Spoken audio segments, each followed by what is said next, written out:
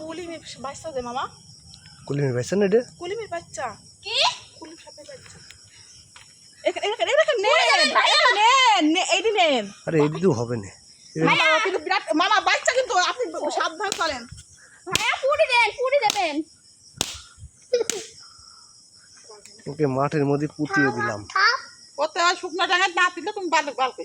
ওর মধ্যে একটু ভর্তা করে নিলাম। মারিয়া কই? ওতে শুকনো ডাঙা না খান কি কারণ তুলবেন না? তাও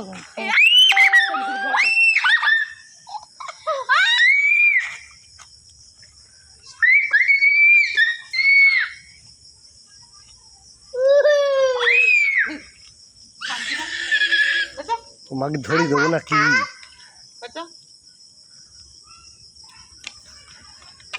পুরি খেলতে হবে সাপ। পুরা গাতে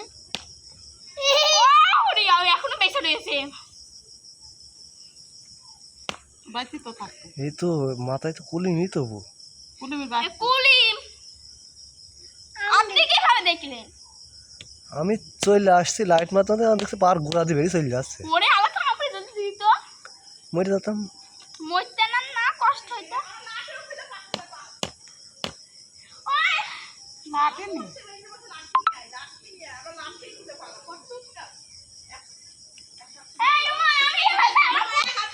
হ্যাঁ বন্ধুরা দেখুন আমি একটু সাপ মেরেছি। সাপটার পোস্টমর্টম করবো এখন। মইরাস না এখন মরেনি কিন্তু মামা সাবধান। কি করে দেখলে টুকটা? মামা দেখেছে। তাই ঘোরাতে চল দিয়ে। মামা মরেনি কিন্তু এখন মরেনি কিন্তু। কুলিম সাপেরটা তো। ওটা কুলিম সাপের বাচ্চা তো ওই গাছটা পড়েছিল ওই ঝোড়টার ভিতরে। তাহলে ওই এটা খোঁজ কিরা দেখলে আপনার? হুম কি হলো? খোঁজ নাই রে পাল চকলেটের তা পাল। এ না আতঙ্গিরি করছিস? আতঙ্গিরি সব এই গরম পড়ছে খুব সাবধানে চলাফেরা করতে হবে। এরকম লোটে করে বাসি না মারিয়া লগি নেই এসে আমি একটা বাঁশ নিয়ে এসেছিলাম এটা ভেঙে চুরি একাকার করে ফেলেছে সে দুই বাড়িতে ভেঙে বাসি গুঁড়ো হয়ে গেছে। বাঁশ আগে নিয়ে নিয়ে তো শক্ত বাঁশ বলছে আনছে কিরা এই বিপদের সময় লাঠি খুঁজেও পাওয়া যায় না। বাঁশ যখন তো ওই বাঁশ কিরা নেবে জালু দেবো না বাঁশ আমি এই যাই এই কি করব? এইটা এনে তুই ভর্তা দিয়ে খাবি?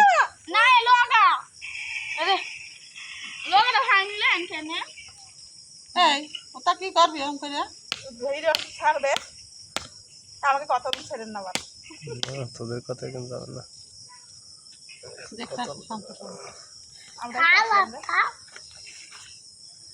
ঝোড়ের মধ্যে ছেলে পিলে বেড়াতে যাবে না এটা আপনি কেন চোখে দেখলেন?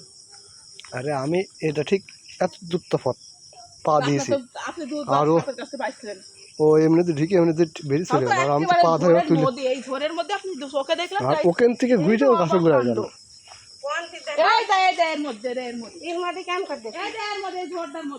ঝড়ের মধ্যে না কি রে আমি এই যে এখান থেকে